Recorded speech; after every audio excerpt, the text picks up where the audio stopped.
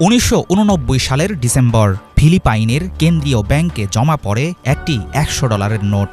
Bank কর্মচারীর সন্দেহ হলে ডলারটি পাঠানো হয় আমেরিকায়। আধুনিক ল্যাবে ফাইবার অ্যানালিসিস, আল্ট্রাভায়োলেট রে সহ নানা পদ্ধতিতে নোটটি পরীক্ষা করে মার্কিন যুক্তরাষ্ট্রের সিক্রেট সার্ভিস। শক্তিশালী ম্যাগনিফাইং গ্লাস নিয়ে ইঞ্চি বাই ইঞ্চি পর্যবেক্ষণের পর তারা খুঁজে পান সূক্ষ্ম দুটি পার্থক্য। বুঝতে পারেন নকল হলেও এটি কোনো সাধারণ নকল না, বরং আধুনিক জালিয়াতির ইতিহাসে সবচেয়ে নিখুঁত ধোঁকা। তখনই তৎপর হয়ে ওঠে মার্কিন গোয়েন্দারা। প্রশ্ন ওঠে, কারা তৈরি করছে এমন নিখুঁত জাল নোট? আমেরিকান অর্থনীতি ধ্বংসের এমন খেলায় নাটের গুরু কে? সাধারণ চোখে বোঝার উপায় নেই এমন জাল নোট সুপার নোট নামে পরিচিত। এই ধরনের জাল টাকা ছাপাতে ব্যবহার হয়েছিল উন্নত প্রযুক্তির ইন্টালিও নামের বিশেষ প্রিন্টার।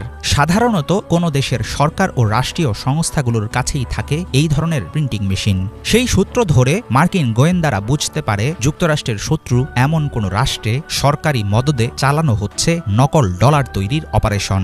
প্রথমে সন্দেহ করা হয় ইরানকে, কারণ মার্কিনীদের জাতশত্রু তেহরানের কাছে তখন ছিল ইন্টালিও প্রিন্টার। লেবানন ও সিরিয়ার উপরও পড়ে সন্দেহ।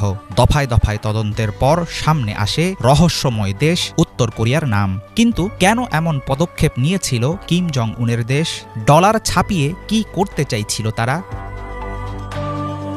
1990-এর দশকে সোভিয়েত ইউনিয়নের পতনের পর তেল রপ্তানি বন্ধ হয়ে গেলে ভয়াবহ অর্থনৈতিক সংকটে পড়ে উত্তর কোরিয়া। শুরু হয় বিকল্প উপায়ে বৈদেশিক মুদ্রা অর্জনের চেষ্টা। গড়ে তোলা হয় অফিস 39 নামের একটি গোপন সংস্থা।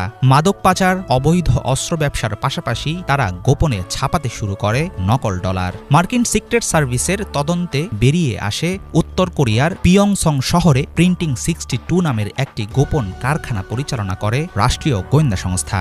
সেখানেই ছাপানো হয় নতুন ধরনের জাল সুপার নোট। বিশ্বের বিভিন্ন দেশে সেই সময়ে উত্তর কোরীয় কূটনীতিকদের কাছ থেকে উদ্ধার করা হয় নিখুঁত সব নকল ডলার। হংকং, রাশিয়া ও কম্বোডিয়ায় ধরা পড়া ক্রিমিনালদের কাছ থেকেও পাওয়া যায় সুপার নোট। নকল ডলারের ছড়াছড়ি দেখে চিন্তায় পড়ে যায় যুক্তরাষ্ট্র। জালিয়াতি ঠেকাতে মাঠে নামে মার্কিন সরকার। অপটিক্যাল ভেরিয়েবল ইঙ্ক, জলছাপ, অতি ক্ষুদ্র মুদ্রণ প্রযুক্তির মতো নানা নিরাপত্তা ফিচার সহকারে পুনরায় ডিজাইন করা হয় $100 নোট। রাশিয়া ও চীনে উত্তর কোরিয়ার ব্যাংক লেনদেনের উপর শুরু হয় কড়া নজরদারি।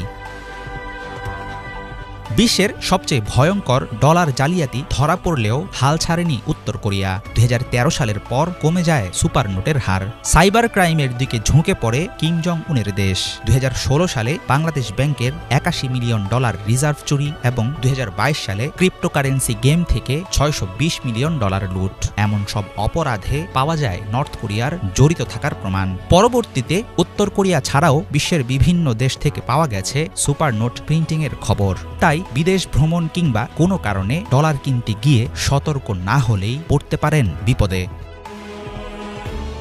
হাফিজুল ইসলাম, বাংলা ভিশন।